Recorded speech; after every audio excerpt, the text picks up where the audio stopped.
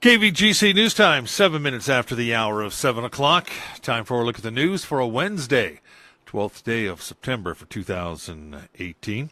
Well, both the Amador County Sheriff and District Attorney will be receiving pay increases. At Tuesday's meeting of the Amador County Board of Supervisors, the board agreed to a request from Sheriff Martin Ryan and DA Todd Riebe to increase pay for both positions. Under the current county pay structure, both positions make less than their subordinates, with the sheriff making less than both the undersheriff and 3 sheriff captains, while the DA makes less than both his chief investigator and chief deputy DA. The proposed increase would pay the sheriff 5% more than the undersheriff currently makes, or an increase from $130,000 to $152,000 per year, and the DA would see a pay increase from $136,000 to $152,000 per year. In other business, the board approved a package of new development regulations that were agreed to in a settlement with the Foothill Conservancy, which had sued to block the adoption of the county's general plan.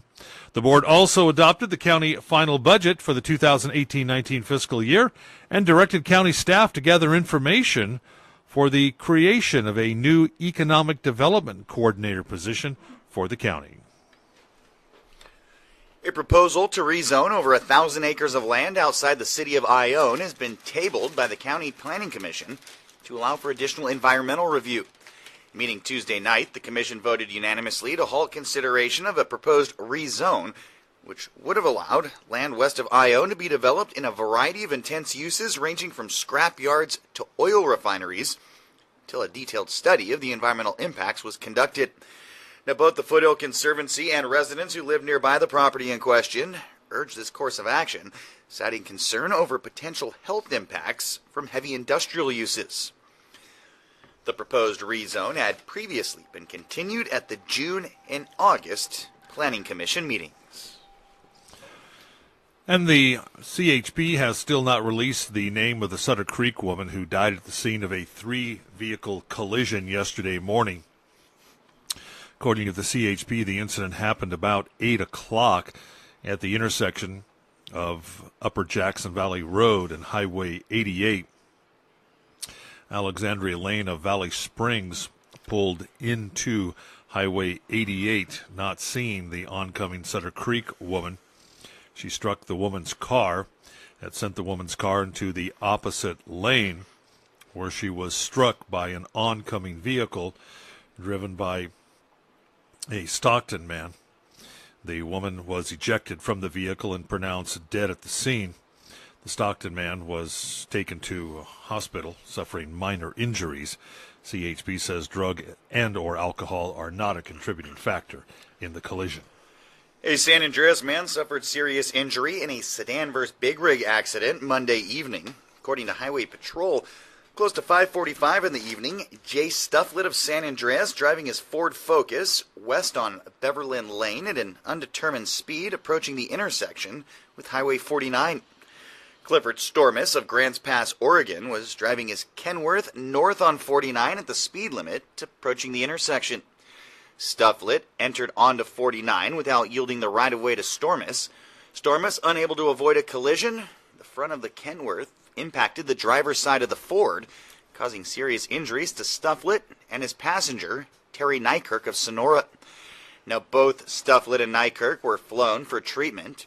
One-way traffic control in effect for about 2 hours for investigation and scene cleanup. Alcohol and or drugs not considered a factor in the collision. Well, this is National Suicide Prevention Week, and today in part 2 of the 4-part series exploring the high suicide rate in Amador County, Capital Public Radio's healthcare reporter Sammy Kayola looks at the heightened risk for suicide among the county's teenage population. Liz Larson leads me down a narrow hallway to the bedroom where she spends most of her time. The 15-year-old warns me it's a mess. So bad. Her mom, Stacy Larson, is teasing about the sorry state of affairs in here. Some parents would be angry, but this mother-daughter pair had to work out a new and more lenient arrangement after a cry for help turned the family dynamic on its head earlier this year. Unfortunately, we got a wake-up call, a very direct wake-up call. Liz slipped into a funk at the start of the last school year. She was sleeping a lot, and she didn't want to eat or talk to friends. Stacy thought it was normal teen stuff. And then in January, Liz stumbled out of her bedroom. The severity of the situation became very clear. She couldn't talk. She was just shaking. Liz had swallowed half a bottle of Zoloft in an attempt to end her life. It's something a lot of teens think about, and in a rural place, the data suggests they're more likely to go through with it. A major national study shows that youth suicide rates are twice as high in rural areas than in cities due to stigma and a lack of services. Nadine Magana works with young people at a nonprofit in Amador. She says adults need to get in front of a suicide death and offer resources immediately. If they don't, a school or an entire town could experience something called suicide contagion.